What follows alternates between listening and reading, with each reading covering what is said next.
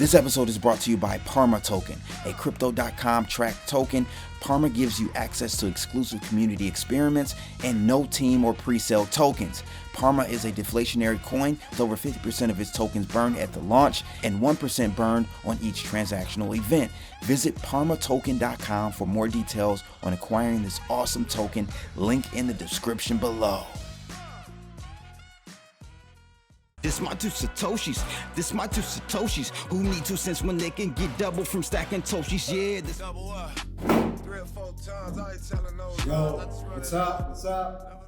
This is Dr. Littlejohn with the G Perspective. I'm here at Unconfiscatable 2020. It's an event that Tone Vays, somebody who really clarified and gave me a lot of insight on Bitcoin and its importance. But I want to give a shout out to Crypto Blood. And I want to talk about that word, unconfiscatable. If you've been keeping up with the events that have been occurring throughout the world for the last, several years, there's been a constant attack and using finance, using the ability to seize people's accounts, to stop people from doing transactions, cancel culture. You gotta ask yourself, because we're going digital whether you like it or not. Is a significant portion of your digital wealth, which will ultimately at one point be the bulk of what we would call your cash. Is it in a store of value? Is it in a format? Is it in a protocol that's unconfiscatable? The events in Canada, the events between Ukraine and Russia, they used the financial system to punish those whom they didn't like and to give favor to those whom they did.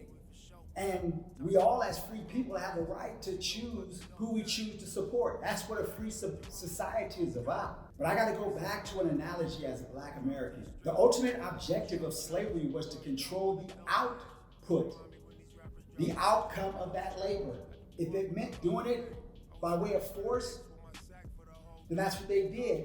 It could be done through easier means. The whole objective was to ultimately maintain the output. So now we go to 2022 and we have whomever that isn't you dictating how and where you can spend your money. Our money is used to store our energy, whether that energy is physical or mental. Our day's worth of work is more valuable than the amount that we need to consume each and every day. So therefore, our time should always equate to a little bit left over for future use. And we do that's storing that energy that's already been used in a format that I can transfer to meet my needs at a later date. So that's my output.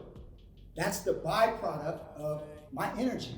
Anybody telling me, you, anyone else, and this applies to even the people that I don't like, the people whose ideologies that I can't stand. The one thing I do understand, and I'm a realist, and that is our money, the system that we use for our money must be neutral. And in order for any of us to be free human beings, it must be neutral, which means that it must be unconfiscatable.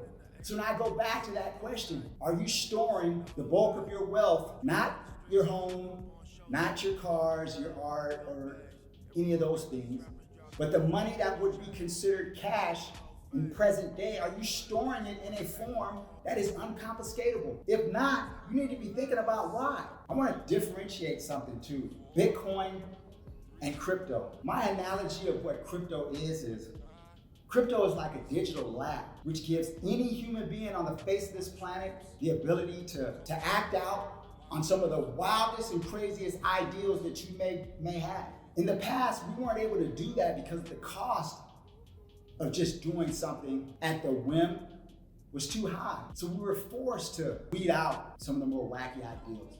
Of course, still there was a bunch of crazy stuff that mankind has attempted and failed, but each of those times he learned something. And so crypto to me is that lab.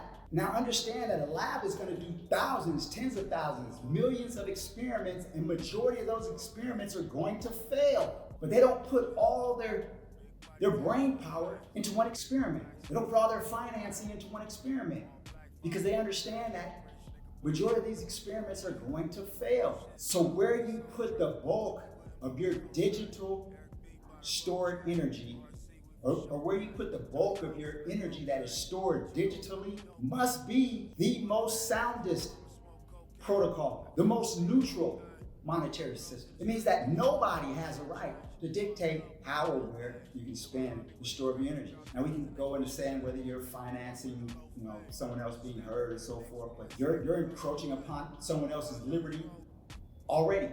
When we talk about one of the strongest networks, I want to go back to something as far as the differentiation between shitcoins and Bitcoin. Most of the shitcoins, a significant portion of the price of their coin is in due part to marketing. And I'm not saying that marketing isn't critical or isn't key to anything, but history has showed us that you can market trash. Many Vanilli they won a Grammy or they won awards for songs they never even sung because of marketing. So let's not be disillusioned. And that doesn't mean that there aren't shit coins that may possibly have some potential. Maybe we may learn something. Maybe they have a use case. Maybe some of the people are sincere at believing that they can do what they're trying to do. And then we know there's a whole host of them that are scams. But ultimately, most of them will fail. So it would be foolish to even put a significant portion of your digital wealth into any of those. Bitcoin has the ultimate marketing, which is no marketing that's contrived. It's probably the truest form of something organic or grassroots that we've seen in modern history. Bitcoin has no marketing department. It's never paid for any commercials. It's never paid for any advertising. It's never paid for any articles. It's never paid any spokesmen. It's never given any rewards. It's been promoted by the people. Understand, this is the first monetary system that we've ever had that's been collectively contributed to, collectively agreed upon, consensus algorithms by more people across the widest demographics, across the widest national lines, across the widest languages, rich, poor, middle class, Black, white, Hispanic, Asian. We've only got a very short time to come up with a monetary system that's for the people before physical cash is removed. Once that happens, it's going to be difficult for you to move the store of your energy from one of the institutions or from one of the government entities or wherever whatever system they hand to us to something that is now freer. They're just gonna tell you no. And whether you believe they will go to that extreme or not, baked in whatever they hand to us will have that capability to shut you off. So why would you ever even trust the store of your physical energy in something that has those attributes? Like I say, Bitcoin has the most natural, organic, grassroots marketing that anything in human history has ever had. Why would you bet against that? It's the fastest growing technology in human history. Why would you bet against that? It's been the highest grossing investment in human history. Why would you go against that? It's been reported to have died over 300, 400 times, maybe even more than that. It's been attacked by countries. Don't be fooled just because the time is not right for all of its potential, that it's not living up to its expectations. It must grow and evolve into many of the things that the technology is capable of. But the key is the technology is capable of doing it now. Are you up to speed? Cryptos, they bring a lot of promise. When it comes to the marketing, they bring a lot of promise to what may possibly be. And whether those things come to fruition or not, that's neither here nor there. We know that all of them aren't.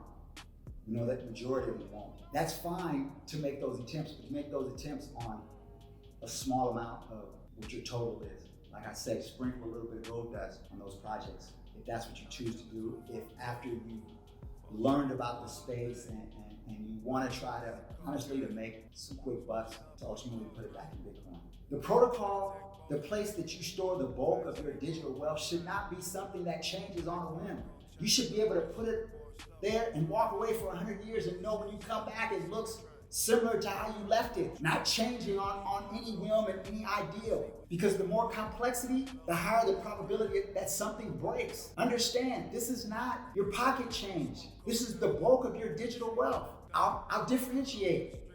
You know, they say, well, it can't scale, it can't do this and that. Well, the base layer needs to be trusted. The base layer needs to be sound and solid. The base layer needs to be somebody that I know in adversity can get down. Understand that. In adversity can get down.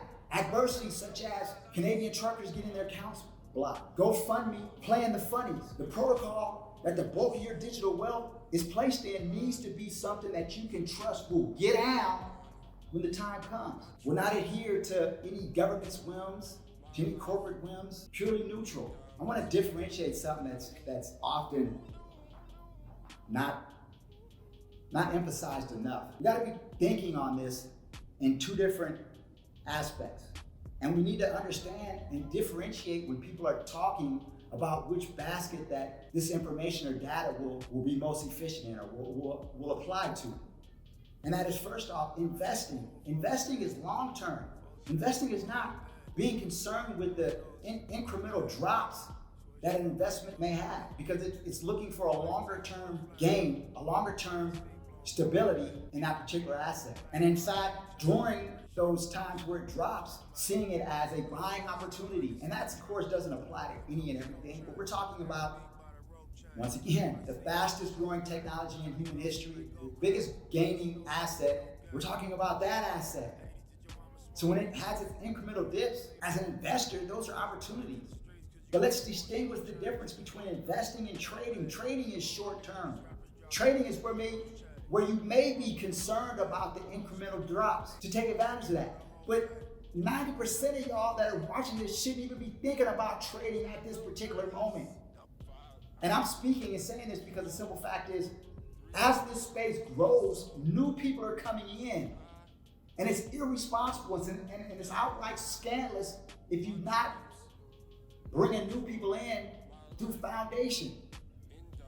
This is greater than just a short-term gain. This is the chance for the world, for humans, for the people to actually come in together and create a monetary system that is fair. So understand the difference between the short-term and long-term. So when you're hearing things, when you're hearing the fear and all that, if you're an investor, which is what most of you should be, that shouldn't be an issue and a problem. For those that are trading, then that's a whole different story. But ultimately, if you're in this space and you're trading, whatever you're trading, the end goal should still be to get some more Satoshis, man. Plain and simple, man. Come on, man. Get that, the digital asset that's unconfiscatable.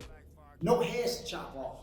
It takes time. Ultimately, we're all showing proof of contributing to a network that we can trust through verification. So I'm gonna ask you again, are you storing the bulk of your digital wealth in something that's unconfiscatable? Are you putting away for your children or your grandchildren into a digital store of wealth that's unconfiscatable, allowing them in the future to control their output? And if you're not, you need to be thinking about where you're storing or where you will store the bulk of your digital wealth. Is your wealth unconfiscatable? It's Dr. Littlejohn with the G Perspective. Peace. I'm out.